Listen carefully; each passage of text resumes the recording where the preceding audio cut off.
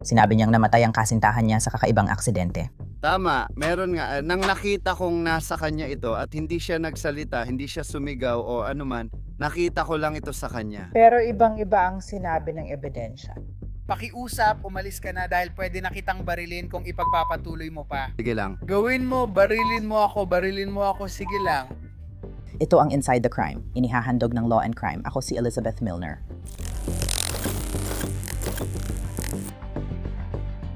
Bago ang kasong ito may dahilan, ang Law and Crime ang pangunahing site para sa totoong krimen. Ang Morgan & Morgan ang pinakamalaking personal injury law firm sa Amerika. May mahigit 1,000 silang abogado at nakabawi ng 25 bilyon para sa 500,000 kliyente nitong mga nakaraang buwan. Isang kliyente sa Florida ang nakatanggap ng 12 milyong dolyar nang ang insurance ay nag-alok lamang ng 350,000 dolyar at sa Pennsylvania, isa pang kliyente ang ginawaran ng 26 milyong dolyar 40 beses ng inialok ng insurer. Pinapadali ng Morgan & Morgan ang pag-claim ng nararapat sa iyo. Pwede kang magsimula ng claim gamit ang telepono sa forthepeople.com/insidethecrime. I-click ang link or scan ang QR code sa screen. Ngayon, bihira na ang aksidenteng nauuwi sa ganito. Maraming tanong at hindi lahat ng pagtatalo ay nagre-resulta sa sibat sa dibdib ng babae. Hulyo 12, 2019 na. Nasa Hollandale Beach, Florida tayo mga 15 milya mula Miami. Isang babae at kaibigan niya ang nagparty sa lungsod pero bandang huli ng gabi may tumawag sa Siyam na isang Hindi ako sigurado kung ano ang nangyari o tumama sa kanya pero alam kong may dugo sa sahig. Siya ay ganap na walang malay. Sino ang lalaking ito? Hindi ako sigurado, hindi ko alam kung ano ang nangyari. Are you with her now? Hindi ko siya nakita. Adam, umatras ka at tingnan kung malay siya. Sige, hindi siya tumutugon. Hindi siya tumutugon kahit sa masakit na stimulus. Sige, hindi pakinggan mo ako, pakinggan mo ang sinasabi ko. May sumalakay ba sa kanya? Hindi ako sigurado, hindi ko alam kung ano ang nangyari. Rumesponde ang mga pulis sa bahay ng 32 anyos na si Sylvia Galva. Nakahandusay siya sa sariling dugo, hirap huminga at pilit lumalaban para mabuhay. Dugo sa lahat ng dako, nakakalat sa sahig, sa buong sahig hanggang sa kinaroroonan niya. Tungkol ito sa sandatang nasa loob ng kwarto, ligtas na ang eksena sa kanan hanggang dulo. Hindi ko sigurado kung baril, espada o ano, pero magulo doon. Sinusubukan naming alamin ang nangyayari. Nakakahiya talaga ang apartment niya, kaya ang problema may dugo sa lahat ng dako. Kaya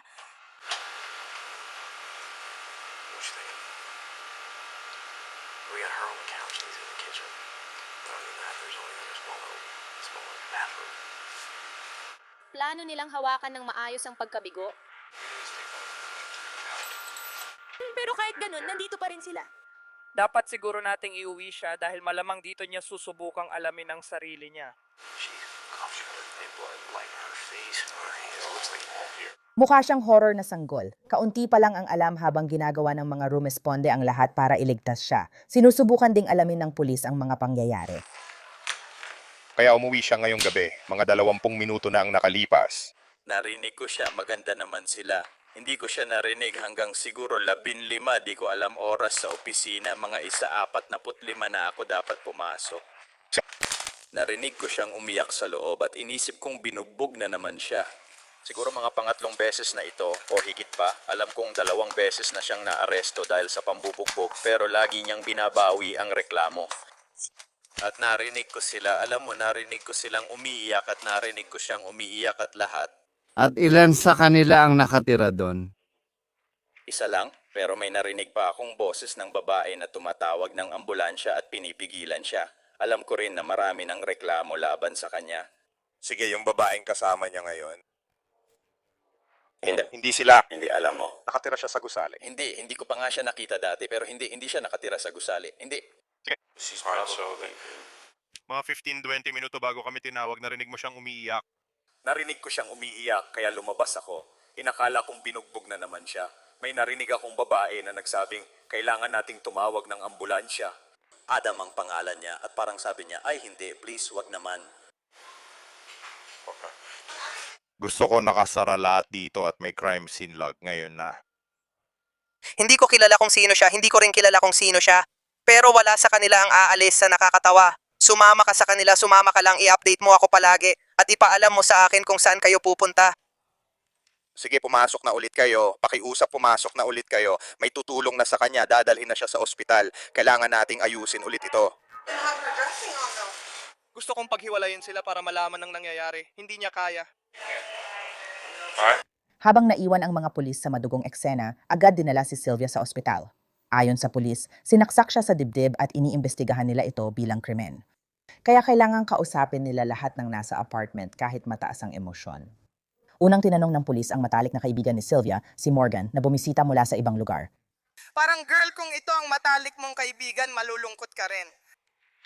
Parang halika na, tingnan mo naman ako, nababalot ako ng dugo ng matalik kong kaibigan. Ano pa bang gusto ninyong sabihin ko? Sinasabi niyo na bawal akong magpakita ng emosyon dito. Parang kayo naman. Bro, seryoso talaga? Nagtrabaho ako kasama kayo, nagtatrabaho ako bilang emergency medical technician, lagi akong kasama ninyo. Sa downtown Denver, nagtatrabaho ako sa Denver Health araw-araw. Kaya hindi ko maintindihan kung bakit ninyo iniisip na tama lang na sabihan akong hindi ako pwedeng magpakita ng emosyon. Hindi yun patas. Kung kaibigan mo yon. Ikaw ang dahilan ng ugali ko. Pwede kitang pagsabihan sa paraan mong magsalita. Oo, pwede mong sabihin sa akin kahit ano ang gusto mo. Oo, pwede mong sabihin sa akin kahit anong gusto mo. Sige, merong isang... Dalawa? Dalawa, merong isa. Kung isa kang emergency medical technician, dapat alam mo kung bakit ka kikilos dito. Hindi, wala talaga. Kung magiging tapat ako sa inyo, yung paraan yung parang wala kayong nararamdaman tungkol sa buong sitwasyon, ay talagang walang saysay para sa akin sa huli. Kahit pulis kayo, kahit investigador, kahit emergency medical technician, kahit paramedic, tao pa rin kayo. Sa huli, ganun pa rin. Tao pa rin kayo sa huli. At sila, yung mga nanay doon, umaakto bilang tao, umaakto bilang pulis, at hindi yun patay. Alam mo, tao rin ako sa huli. Alam ko na umuwi rin kayo sa pamilya ninyo, di ba? May isip mo ba ang sitwasyon na hindi tayo makakakilos bilang tao? Sa totoo lang, hindi ko alam kasi hindi ko alam kung ano ang nangyari. Kaya hindi ako sigurado. Sige. Ibibigay ko na lang ang address at may bukas na linya. Hindi ko alam ang nangyari. Saglit lang. Naiintindihan ko ang itsura nito pero hindi ako sigurado. Hindi rin kami sigurado, kaya hindi nila tinrato ito base sa itsura nito. Naiintindihan ko yan, pero sa huli, ako ang nagdesisyon, ako ang nagbigay ng cardiopulmonary resuscitation, ako yon. Sabi ko, kailangan ko ng alternative learning system strike at inclusive dressing. Kaya di ko maintindihan bakit. At hindi natin gagawin yun. Hindi ko ba nilagay yun doon? Hindi kami nag-aalala sa ginagawa mo. Hindi kami nababahala sa mga sinasabi mo. Suportado kita ng buo sa pagkakaroon mo ng emosyon. Suportado kita ng buo sa lahat ng pagdurusa mo sa trauma mo. Mali ba ito, di ba? Kung ganun din ang asal ng mga nasa itaas, maiintindihan ko, ayos lang. May dahilan naman doon. Hindi naman ikaw ang inaalala namin gaya ng sabi ko. Nag-iisa lang ang ibang tao sa kwarto. At ano ang tawag? Kaya hindi naman mahirap isipin o logical na hakbang para malaman kung ano ang nangyayari dito. Di ko masasabi dahil ongoing pa ang investigasyon. Alam kong nagtatalo kayo. Pero kung sakali, syempre hindi, pero hindi ko alam. Di ba? At kung kaya mong bigyan kami ng isa pang lohikal na dahilan kung bakit kami ganito kumikilos, mas magkakaroon ito ng halaga sa'yo, hindi dahil gusto naming maging masama. Dahil ayaw naming mag-usap kayo ni siya. At dahil ayaw naming maimpluwensyahan siya. Ayon sa pulisya, nakita ni Morgan si Sylvia na may lumalabas sa kanyang dibdib. Kinumpirma ng pulisya na ang bagay ay isang 12 pulgadang talim mula sa sibat, ayon kay Morgan. Pagkagising niya, narinig niya ang pagtatalo. Pagkatapos ng tingnan niya ang nangyayari, nakita niya ang nobyo ni Sylvia na yakap siya mula sa likod. Kinilala ng pulisya ang kanyang nobyo bilang si Adam Crespo na noon ay 43 taong gulang. Nang paupuin siya ng mga investigador para sa isang panayam, higit pa siyang handang ibahagi ang kanyang panig ng kwento. Pumunta ako para sunduin siya. Kami, sa tingin ko, si Morgan ay may masamang araw. Pumunta kami sa isang hotel sa labas. Hotel na Diplomat. Parang maliit na bar. May lugar sa labas. Kaya pumunta kami, alam mo na, uminom kami ng kaunti at sila ay naligo sa pool. Sa tingin ko nakainom na sila noon. Binigyan ko siya ng isang inumin tapos sinabi ko, gusto ko nang umuwi kaya uuwi na ako.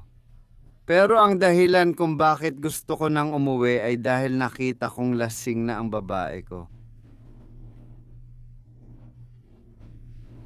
Kapag medyo nalalasing siya, nagiging medyo palaban o medyo mainitin ang ulo niya. Kaya gusto ko na lang talagang umuwi at umuwi nga kami, tapos agad akong natulog. Sa mga panahong ito, ibig kong sabihin, dumadaan kami sa mahihirap na panahon nitong linggo. Kung hindi man buong buwan. Pabago-bago siya at mainitin ang ulo, lalo na kapag umiinom. At siguro nasanay na lang ako na nangyayari ito. Gusto ko na lang matulog at mahiga. Alam mo, naging sobrang... Sinasabi niyang gusto niyang magpakamatay, sinasabi niyang gusto niyang umalis. At ako naman, parang sige, hayaan mo na lang akong matulog at gawin mo ang gusto mong gawin. Pero paulit-ulit siyang bumabalik at binabagsakan ako ng mga salita. Sinisigawan ako at pinapagalitan ako. Sabi ko, pakinggan mo, gusto ko nang umalis ka. Pwede kang lumabas o pumunta sa sofa. Paulit-ulit siyang bumabalik at pumapasok. Sinubukan kong isara ang pinto at nakita mo namang may nasirang pintuan sa harap ng bahay. Karaniwan akong may pabigat na nilalagay sa harap. Ang dahilan kung bakit nasira yon ay dahil tinangka niyang magpakamatay. Binuksan ko yon ng pilit para pigilan siya, kaya nasira yon.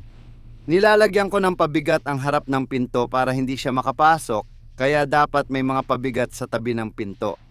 Kaya paulit-ulit siyang bumabalik. Sabi ko, pakinggan mo, ayokong pag-usapan to kapag lasing ka. Ngayong gabi ito, Ngayong gabi ulit, kaya ibig kong sabihin, nangyayari rin to dati. Siya lasing habang nasa lobo? gusto ko lang siguraduhin na nasusundan ko ang kwento. Oo. Kasi ikinukwento ko sa'yo kung ano ang nagdala sa ganito. Kasi ngayong gabi matutulog na lang sana ako, iwas na lang. Iniiwasan ko na lang ang problema. Kapag nagkakaganon siya, galit siya kasi marami siyang pinagdadaanan na nakakainis para sa kanya. At siguro minsan ako ang nagiging pinagbubuntungan niya ng sama ng loob. Alam mo yon, pero dito, alam mo yon, natulog na lang ako at nasa kama ako tapos pabalik-balik siya at tuloy-tuloy ang pag-atake niya. Umabot sa puntong bigla siyang humiga sa kama kaya sinabi ko, pakiusap, lumabas ka, mas okay pang matulog ka sa sofa. At alam mo yon, sabi niya, hindi ako aalis, no? Sabi ko naman, sa tingin ko dapat kang umalis kasi ayokong nandito ka at magagalit ka lang. Sawang-sawa na ako sa ugali mong ganito kapag lasing kaya sinabi ko, pinapakiusapan kitang umalis. Ayaw pa rin niyang umalis kaya hinila ko siya pababa ng kama sa paa. Sabi ko, kung ayaw mo talagang umalis, hihilahin kita at palalayasin. Sa totoo lang, kumot ang hinila ko at hinihila ko siya at habang hinihila ko siya sa kanyang mga binti. Tapos may hawak akong 2 sibat. Diyos ko, hindi ko alam kung saan. Hindi ko alam pero may 2 sibat ako. Ako ay isang kabute. Pasensya na, siguro nilagay ko sila sa isang dekorasyon na may ganon. Hindi mo inisip na magiging masama, may takip naman sila. At akala ko magiging masama. At siguro nung hinihila ko siya mula sa kama papunta sa pinto, nahawakan niya yon, na naputol yon. Siguro hindi ko lang napansin ang nangyari hanggang makarating ako sa pinto. Nung lumingon ako, nakita ko yon sa kanya at doon na nagsimulang mangyari ang lahat. Tapos nakita ko yon sa kanya at natakot ako. Hinawakan ko siya, sinabi ko kay Morgan na tumawag sa siyam na isang-isang at si Morgan ay isang emergency medical technician o dating emergency medical technician. At tinulungan niya ako. Tumawag kami sa siyam na isang-isang. Nasa telepono ang siyam na isang-isang habang sinusubukan naming i-resuscitate siya o pigilan lumala ang sitwasyon. At sa puntong iyon lang ang natatandaan ko. May dugo doon na talagang natataranta ako. Doon na dumating ang lahat, nagsimula na ang lahat. Naniniwala ako na nasa telepono pa rin kami noon sa tawag sa siyam na isang-isang habang sinusubukan naming buhayin siya. Kinumpirma ng mga opisyal na namatay si Sylvia sa mga sugat niya, ngunit kalmado pa rin si Adam sa interview ng pulis. Ayon sa mga medical staff, sinabi nila sa pulis na tumagos ang talim ng sibat sa sternum ni Sylvia at nagkaroon siya ng sugat sa likod na tugma sa tusok ng sibat. Sabi ni Adam, sana hindi malala ang sugat ni Sylvia kaya nagpa siya silang bunutin ng sibat sa kanyang dibdib. Patuloy siyang sumisiksik, paulit-ulit pumapasok at umaalis hanggang sa bigla siyang tumalon sa kama. Doon ko nasabi, pakiusap, umalis ka na. Gusto ko lang mapag-isa, pumunta ka sa sala or matulog ka muna. Basta hayaan mo akong manatili dito. Oo, sabi niya, hindi ako aalis. Alam mo yon, natataranta na ako, ikaw ay nagiging palaban. Sabi ko, tingnan mo, hindi ko na kaya. Kaya hinawakan ko ang kanyang mga bukong-bukong at sinimulan ko siyang hilahin. At siguro, Yun mismo ang nangyari nung siya. Nung bumaba siya sa kama, nahawakan niya ang pamalo kaya bumagsak at nabasag. At hindi ko namalayan na may nangyari na pala hanggang sa nandoon na kami mismo. Hindi ko alam kung nandoon ka pero katabi lang iyon ng salamin. Sige. Tapat mismo ng banyo kaya doon mismo yun. Nang makita ko ito sa kanya at hindi siya nagsalita, hindi siya sumigaw o anuman, nakita ko lang ito sa kanya. At nang inilabas ko ito, nakita ko ang pinsala, nakita ko ang pagtagas ng dugo. Kaya ikaw ang nag-alis ng kutsilyo mula sa kanya? Inalis ko dahil nakabaon yun sa kanya. Ang sibat. Ang dulo ng sibat, nakabaon yun sa kanya.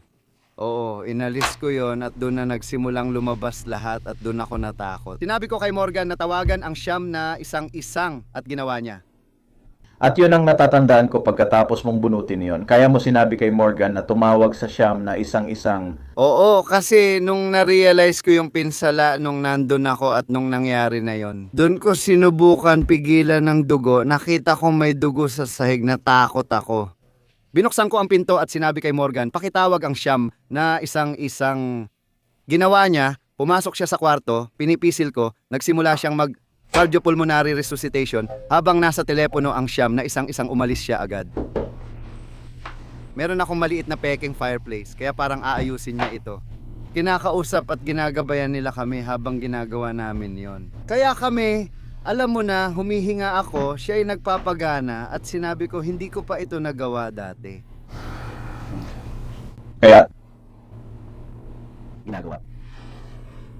Pumasok siya sa kwarto, hinihiling mong umalis siya pero ayaw niyang umalis. May iba pa bang nangyayari? Pagkatapos, hiniling ko sa kanya na umalis. Pagkatapos nun, oh, Patuloy siyang bumabalik sa loob. sumisigaw ka ba sa kanya? Hindi siya ang sumisigaw sa akin. Hindi ako sumisigaw sa kanya. Sumisigaw. Sinabihan ko siyang umalis kasi ayoko ng ganito. Kapag malinaw ang isip mo pakiusap, lumabas ka muna sa kapitbahayan. Oo, sumigaw ako nun. Ano talaga ang sinasabi niya sa'yo? Sabi niya, hindi siya aalis kahit papaalisin ko siya sa bahay. Sabi ko, ayokong paalisin ka, gusto ko lang lumabas ka ng kwarto. Sabi niya, kailangan mo pa akong patayin, pero sagot ko, ayokong gawin yon. Gusto ko lang umalis ka at pumunta sa sala, kaya doon ko siya hinawakan. Kailangan kong gawin ang dapat para mapatayo siya. Hinawakan ko siya sa paa at doon nangyari, yun, mali talaga, tanga kong pagkakamali. Nakita mo ba talaga na hinawakan niya ang sibat? Nakita kong hawak niya ang sibat habang hinihila ko siya, pero nakatalikod ako nun. Kaya narinig ko na lang na may pumutok. At sa puntong yon, malapit lang talaga mula kama papuntang likod ng banyo. At doon ako lumingon habang hinihila ko siya at nakita ko na nasa kanya na yon, kaya huminto ulit ako. Doon ko sinubukan. Hindi ko talaga naisip ang pinsala, hindi ko talaga naintindihan kung ano ang nangyari. May sumigaw ba? Hindi siya sumigaw, wala siyang ingay, wala talaga siyang ginawa kahit anong tunog. At nung hinila ko ito palabas, nakita kong maraming dugo ang lumalabas sa kanyang lalamunan. Doon ako nataranta at tinawag si Morgan. At hindi siya sumigaw kahit kailan. Hindi siya nagsalita o nag-ingay. Hindi ko talaga napansin ang pinsala. Akala ko, dahil hawak lang niya yon sa kamay niya, baka hindi ko nga napansin na talagang nasa kanya na yon. Ginawa mo ba? So, nung hinugot mo yon, gaano karami sa katawan ng sibat? Ganun ba? Basta ulo lang yon.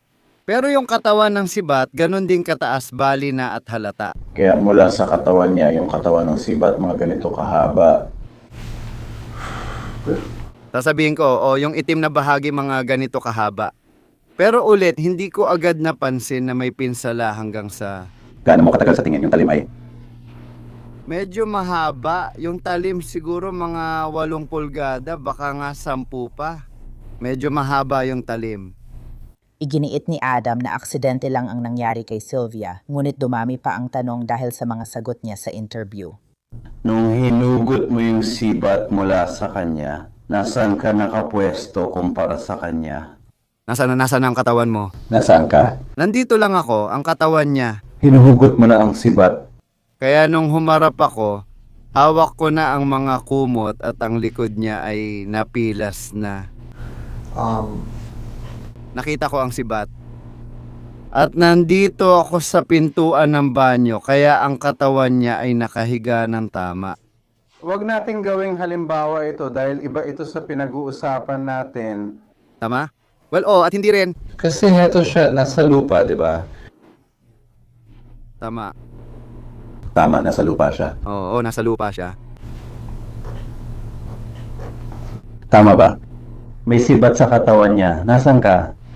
Nakatayo ako dito mismo sa paanan niya. Sige. Tama. At doon ako yumuko at ako si Diyos. Umaasa akong yun ay... Mula sa kanyang mga paa, hinugot mo ang sibat. Oo. Kaya nakatayo ka sa ibabaw niya. Nakatayo ako sa taas niya. Oo, ganun nga ako nun. At pagkatapos, ano na? Minsan, hinugot ko ang sibat at tahimik na nagdasal na sana hindi masama ang nangyari dahil hindi siya sumigaw. Hindi ba siya nawalan ng malay? O, hindi siya nawala ng malay.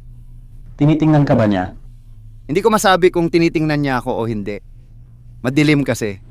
Pero masasabi kong parang tumitingin-tingin siya sa paligid. Hindi sa akin, pero parang ganon. Sa tingin ko, nagulat din siya, parang anong nangyari sa kanya.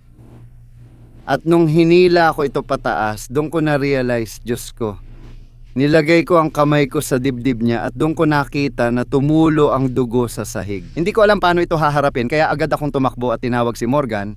Binuksan ko ang pinto at sumigaw, "Morgan! Morgan!" Hindi ko siya nakita at hindi ako umalis ng kwarto. Binuksan ko ang pinto at sumigaw, "Pakidayal ang siyam na isang-isang pakiusap." Pumasok si Donald, 11 at tumulong sa kanya. Nang pumasok si Morgan sa kwarto, Tama. nasaan ka noon? Hawak ko na siya noon, hawak ko ang sugat niya. Nasaan ka noon? Sa puntong ito, nakasandal na ako ngayon. Ngayon, nasa sahig ako kasama siya, sinusubukan kong hawakan ito. At pumasok si Morgan sa puntong ito. Ipakita mo sa akin sa maliit na diagram kung nasaan ka. Where you were. Nung pumasok si Morgan. Sasabihin ko na nakaluhod ako dyan mismo. Katabi niya, Kaya nandyan siya sa tabi mo. dikit na dikit sa tabi niya.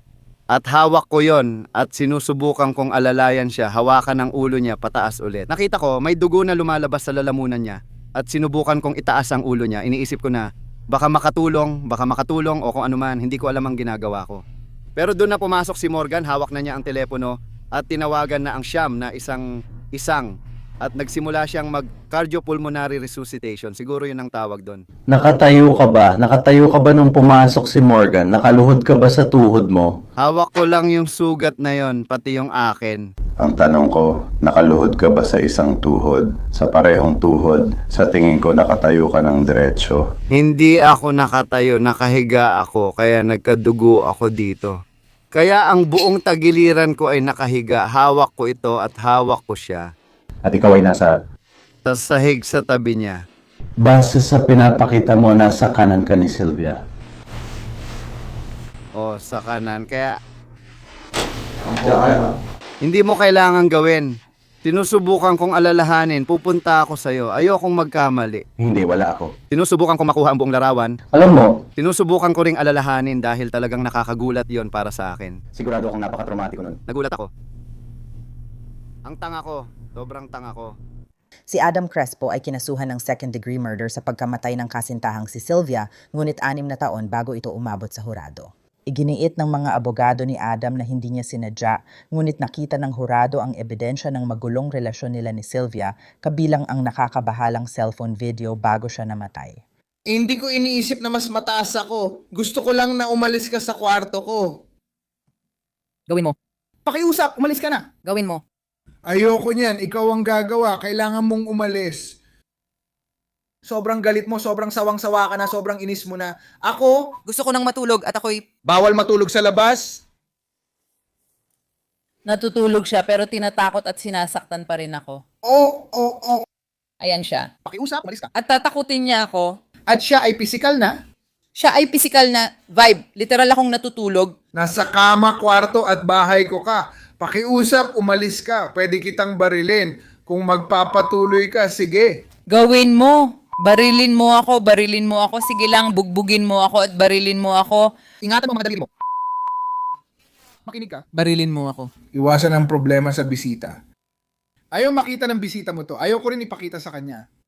Pakiusap, iligtas mo na lang siya para hindi na siya ma-stress. Kung barilin mo ako, magiging paborito mo to. Ayokong barilin ka, gusto kita. Kung barilin niya ako, Pabor yun kasi bangungot mabuhay kasama siya. barilin mo ako kung bangungot ito. Barilin mo ako, umalis ka, sabi mong babarilin mo ako. Sabi ko, hindi ko kaya. Barilin mo ako. Barilin mo ako. Hindi ako alis dito hanggat di mo ako binabaril. Barilin mo ako. Barilin mo ako. O physical, hihilahin niya talaga ako dahil sobrang insecure siya, gagawin niya yon. Sylvia, insecure ka. By the way, Narito ang paunawa. Sa simula ng clip na ito, makikita mo ang sibat sa dulo ng kama. Sa panahon ng paglilitis, dinala pa ng mga taga-usig ang kama upang ipakita sa hurado bilang ebidensya ayon sa isang eksperto sa rekonstruksyon ng crime scene. Inulit niya ang iba't ibang paraan. Ayon kay Adam, posibleng nasaksak o namatay si Sylvia dahil sa aksidente o sarili niyang sugat. Ngunit hindi tugma sa ebidensya ang kwento niya tungkol kay Vince. Anong direksyon? Sa 30 taon mong karanasan sa crime scene reconstruction, masasabi mo ba kung paano nabali ang espiritu na ito at saang direksyon?